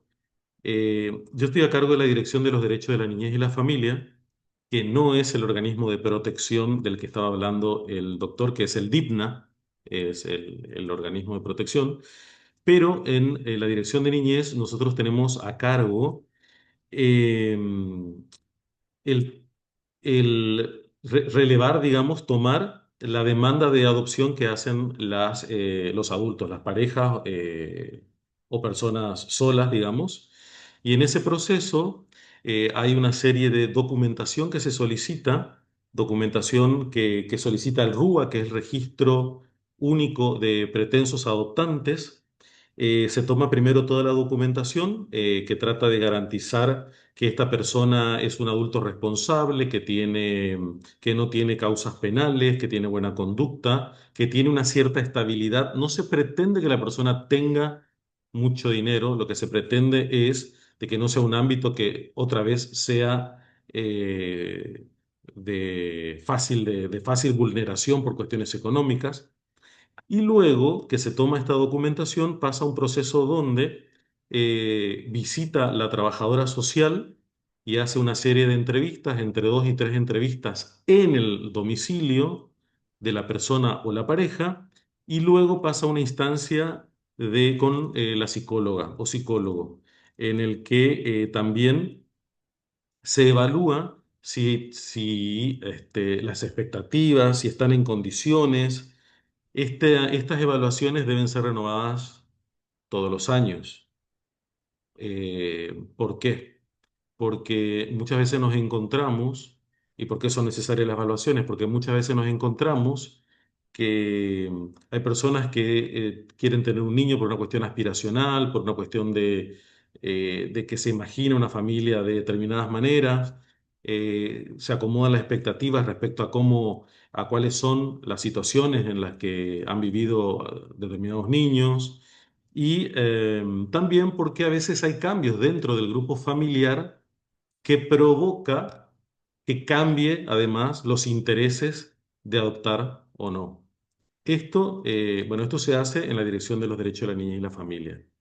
Ahora, hay situaciones como las que comentaba el doctor, en las que, bueno, también se dan en adopción niños que han tenido situaciones específicas y especiales, en las que continúa el acompañamiento del DIPNA con los especialistas y se han dado casos también en los que, lamentablemente, se han dado casos en los que las familias después de un tiempo deciden renunciar o deciden dar de baja el proceso de adopción, habiéndose creado un vínculo con el niño o niña. Es una situación también compleja, pero también ha habido ese tipo de situaciones. Y bueno, y por último también comentar, obviamente el doctor lo debe saber, nosotros como provincia tenemos una gran deuda, es algo que siempre lo hablamos con mis alumnos, y es el tema del abogado del niño o el defensor del niño.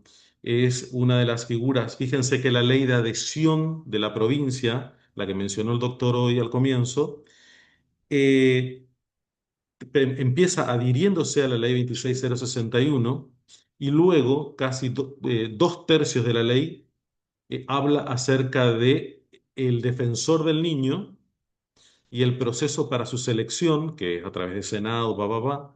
Sin embargo, desde esa adhesión a la ley hasta el día de hoy, la provincia no cuenta con ese defensor. Y es una deuda que tenemos la provincia para con los niños, también hay que decirlo. Así es que, bueno, eso nomás quería aportar. Gracias. Yo, bueno, algo también acotando en cuanto a lo normativo, que por ahí lo pasé en alto, es que eh, sabemos que la ley de fondo, es decir, la normativa a la cual estuvimos haciendo mención, es propia de la nación, ¿no es cierto? Para que se entienda, hay un código civil para toda la República Argentina. Pero las normas de procedimiento judicial, obviamente es facultad de cada provincia dictarlas.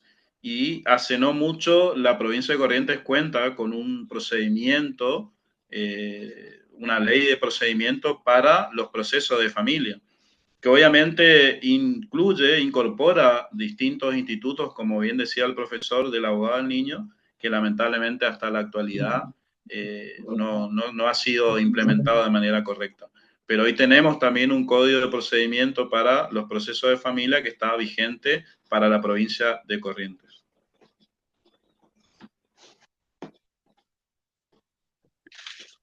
Una última pregunta que dice si el niño, al tener conciencia de su situación, puede decidir si quiere ir con la familia adoptiva.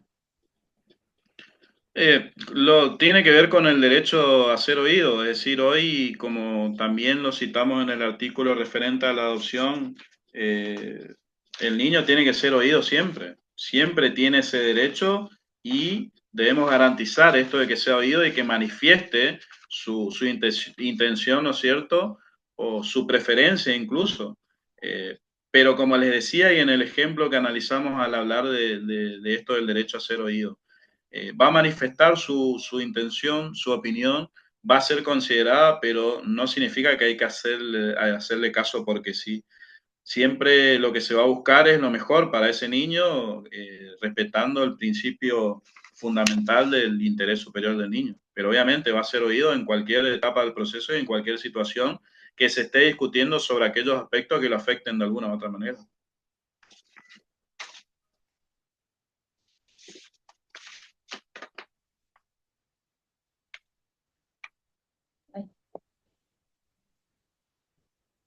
Hay otro mensaje que dice, hablando de lugares de adopción, en el Tía Amanda quisiera saber cómo son el tema de los cuidados por parte de los personales del lugar. Además, cómo se los cuida a ellos en los distintos sectores como la educación y salud, siendo esto uno de los derechos, hablando de su integridad y cuidado. ¿Cómo se los trata desde el otro lado? Ya que considero es un tema muy delicado. Simplemente porque he escuchado y visto en los jardines que esos niños van con mala higiene. Se puede observar que el tema de que estos niños tienen todavía contacto con sus familias y cómo esto influye en ellos desde después de todo eso, tanto en la educación como en su rutina diaria. Sí, la verdad que no sé si era una pregunta o una inquietud como para analizar el funcionamiento en sí.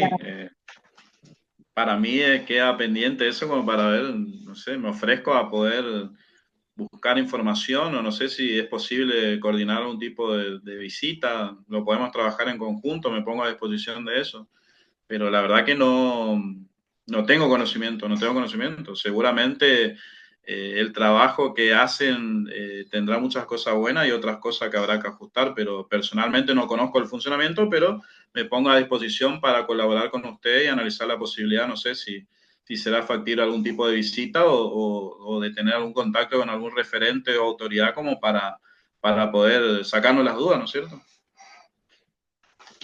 Está previsto poder invitar a alguien que tiene a cargo también estos hogares. Em, y estamos viendo si es que podemos lograr esa entrevista o esa charla con estas personas. Hace años atrás esos hogares estaban a mi cargo, pero bueno, habrá cambiado un montón. Nosotros en su momento, eh, este no es el tema de hoy específicamente, ni por el cual hemos invitado al doctor, pero... Hay que decir, y está bueno poder decirlo, porque para eso estamos en este conversatorio, que la realidad nunca es como nosotros la imaginamos. eh, Tampoco son como ustedes imaginan los niños que van a las instituciones. No todos los niños que van a las instituciones son como Iniciamos ustedes dos. imaginan.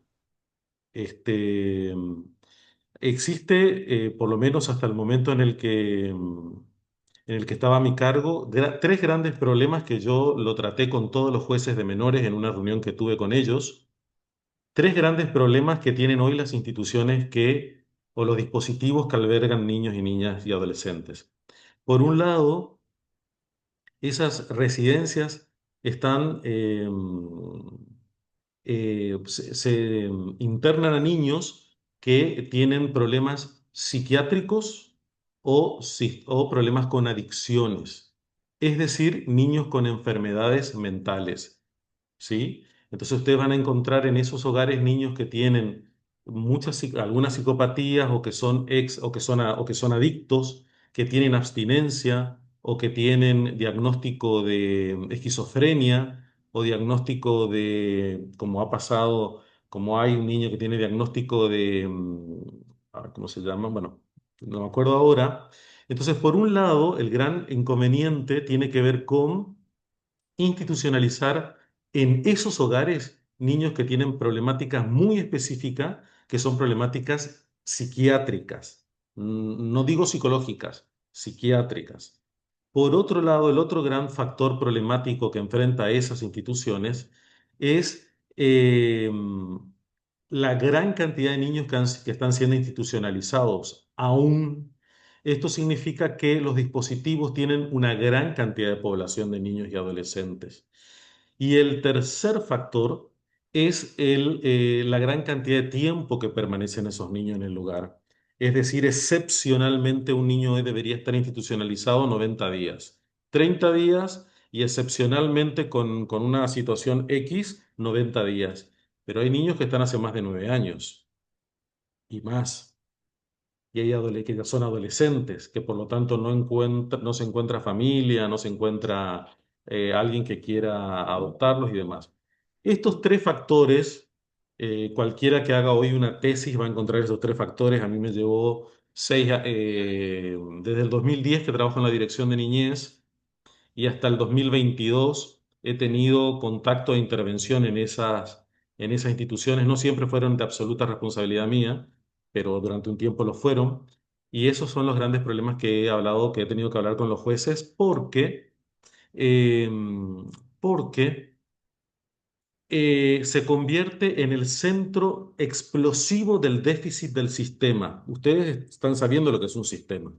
El sistema está conformado, por supuesto, por las instituciones, por el organismo ejecutivo, judicial. Bueno, ¿dónde explotan los problemas? Explotan en esos lugares. En esos lugares es donde explotan los problemas, donde una decisión tomada allá y te, tanto en el tiempo como en kilómetros, eh, explotan en esos lugares. Muchas veces nosotros tenemos en el imaginario, y con esto cierro, en el imaginario que los hogares son como el de chiquititas, donde los niños se paran en la mesa y cantan chufachú. Eso no es así, gente, quiero que lo sepan. Ni los niños muchas veces tienen ganas de cantar chufachú, ni los niños dicen muchas veces buenos días, tengo el corazón con agujeritos.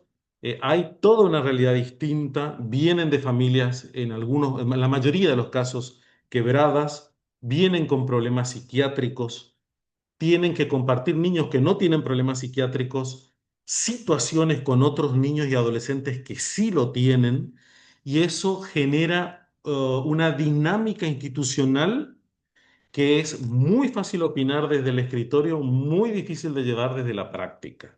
Y ustedes como técnicos lo que tienen que ver siempre es la mirada técnica.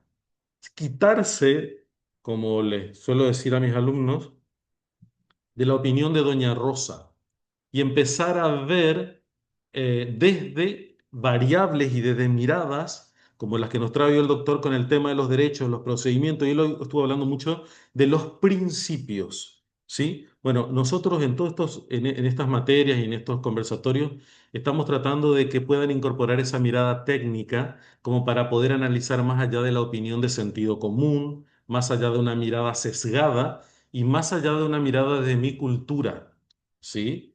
Que es lo que nos suele pasar. A veces juzgamos un niño o un adulto desde la mirada etnocentrista, digamos, ¿no? Desde lo que yo pienso que debería ser y estoy desconociendo un montón de factores.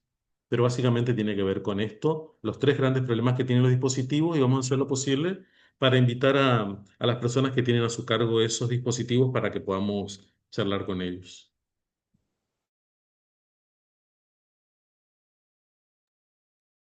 La verdad que sería muy interesante poder realizar eso. Acá hay otra pregunta que dice, ¿el Estado paga la mantención o la ayuda económica a la familia adoptante?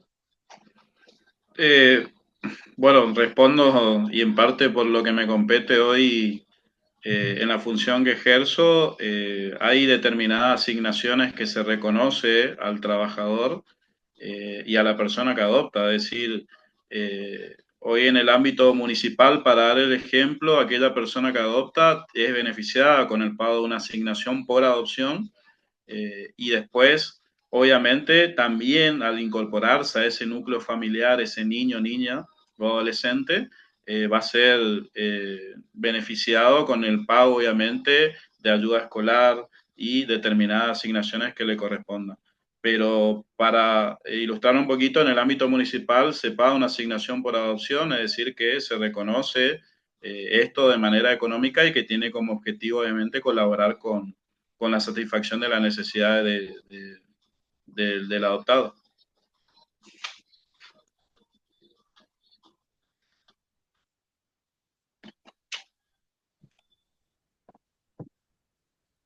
¿Alguien más que quiera realizar alguna otra consulta?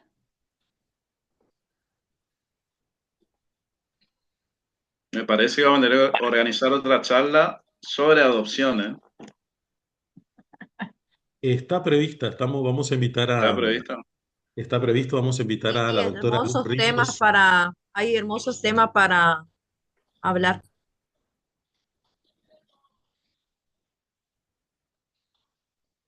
Así es. También está, no sé si querrá aceptar la invitación, la verdad, porque tenemos la responsable del RUA, que también es una doctora, una abogada, que tiene a su cargo el registro, ¿no? porque también tenemos que saber, gente, que a veces bueno, hay que seguir un orden en ese registro, el perfil de las familias que quieren adoptar, si coincide el perfil de la familia con el perfil de niños que están en situación de adoptabilidad. Tienen que saber que muchas veces los niños que son más difíciles de adoptar son los niños que tienen algún tipo de discapacidad y los niños que superan los 6 años de edad. Ahí están las situaciones más críticas, por lo menos hasta donde me ha tocado ver a mí ese tipo de situaciones. Bueno, los adolescentes, la verdad que cuestan, por eso creo que la jueza Macarrein fue la que sacó estos videos y donde pudo ser adoptado el caso que hablaba el doctor con Muscari, ¿no?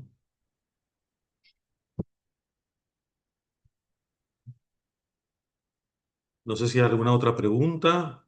La verdad que llegamos casi hasta las 21 horas. Hemos exprimido a nuestro invitado y la verdad que en lo particular tengo que agradecerle muchísimo porque nos dio un panorama detallado, justo y detallado de lo que más nos interesa de esta cuestión, ¿no? Disculpen que ese es mi perrito. Bueno, si me permiten, la verdad que ha sido un placer compartir esta tarde-noche ya del día viernes. Agradecer a la invitación a los profesores José María Cano, Jimena Rivero y Manuel Santamaría.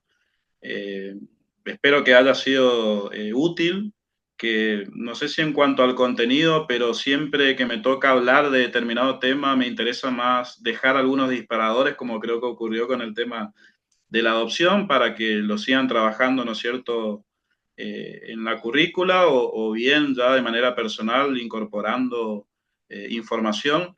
Es un tema, bueno, lo sabrá bien, profesor, complejo, un tema muy amplio, que a su vez está demostrado de que hablando de una cosa salimos después interrogando sobre otra, otros institutos, entonces es difícil hacer un abordaje completo en tan poco tiempo, pero me interesaba puntualizar algunos aspectos que generen inquietud, es decir, que les permita a ustedes seguir avanzando en el desarrollo del programa y también incorporando el conocimiento personal que cada uno quiera. Les agradezco mucho la invitación, ha sido un verdadero placer.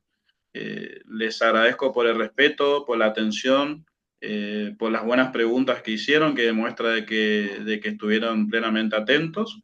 Y bueno, quedo a disposición para seguir trabajando en conjunto para los que le pueda ser útil. Hay temas que podemos trabajarlo para poder, obviamente, charlarlo en este ámbito o en el que ustedes así lo decidan. Así que muchas gracias. Muchas gracias a vos, José. Gracias por tu tiempo, por brindarnos toda esta información. Cuando te ofrecí participar de esta charla, te dije que era 1 hora y te robamos un poco de tiempo más. Así que muchísimas gracias. Bueno, pero está bien porque